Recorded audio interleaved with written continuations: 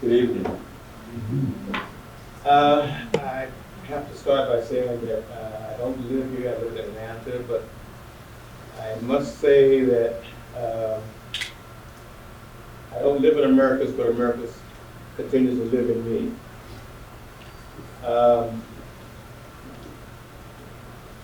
In 1963, I became a member of the Student Nonviolent Coordinating Committee, part of a movement that started to tackle the issues of Jim Crow society, segregated Americas. We began by building a movement of students to tackle the issue of segregation in the schools, public facilities, and what have you.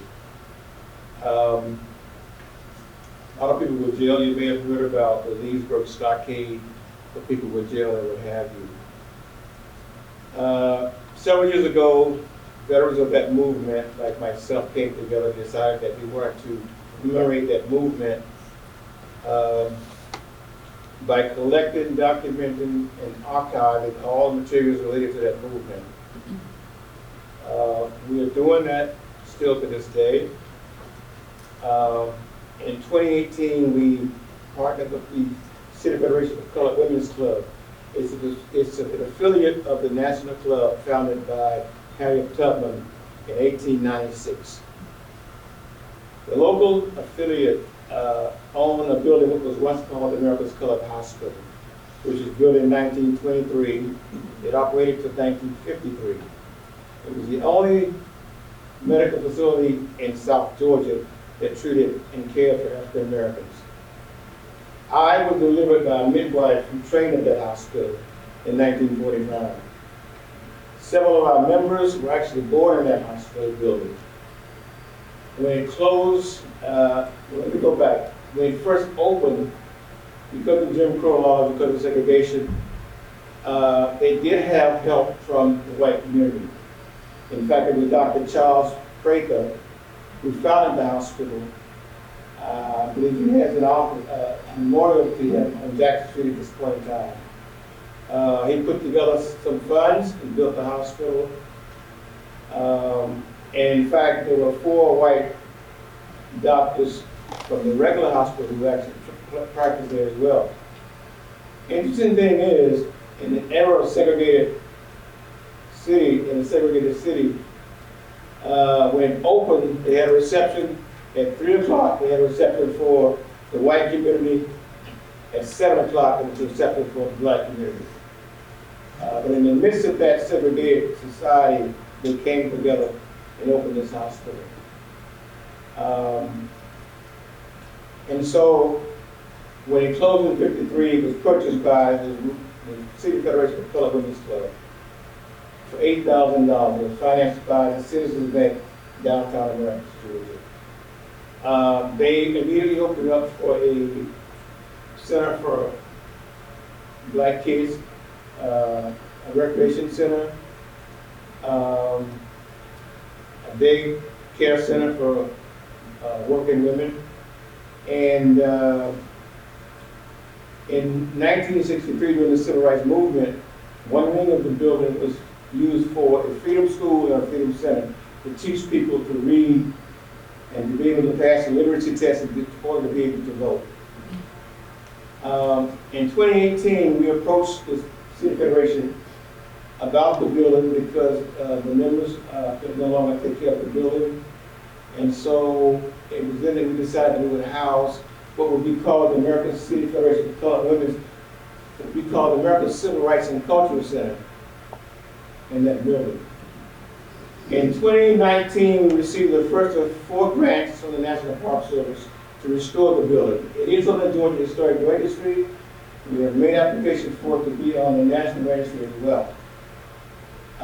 We were funded $500,000 the first year, the second year, the third year was $750,000, the fourth year was $750,000. This year, the National Park Service office had dismantled our funding for this year. And we're confident that it's going to continue at some point. In that building, we will have 2 galleries that will nurture black youth, black and white youth in the city. There will be 1 gallery that we set aside for local, regional, and national artists to show their works. There'll be dance and theater in that facility. Another gallery will feature the artifacts that we've been collecting on the civil rights movement as well as African American family history. During the movement, there was a library that we had established because we couldn't go to the local library in the 60s.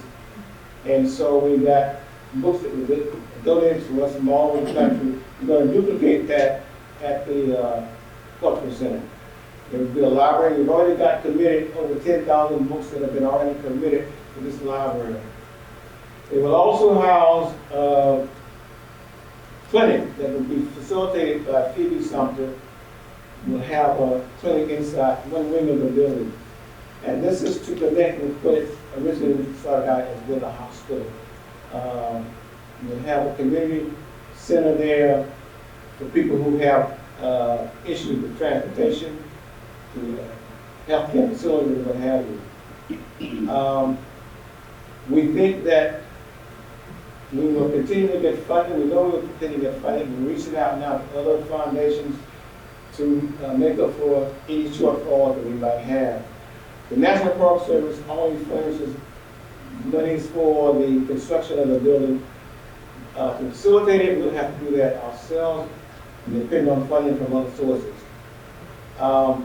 We anticipate that this building will function as a center for the youth of the county, the entire county, and a good place where they can come and be nurtured and to learn things and interact with each other and to carry on the legacies of what occurred back in the 60s and 70s when the civil rights movement was functioning.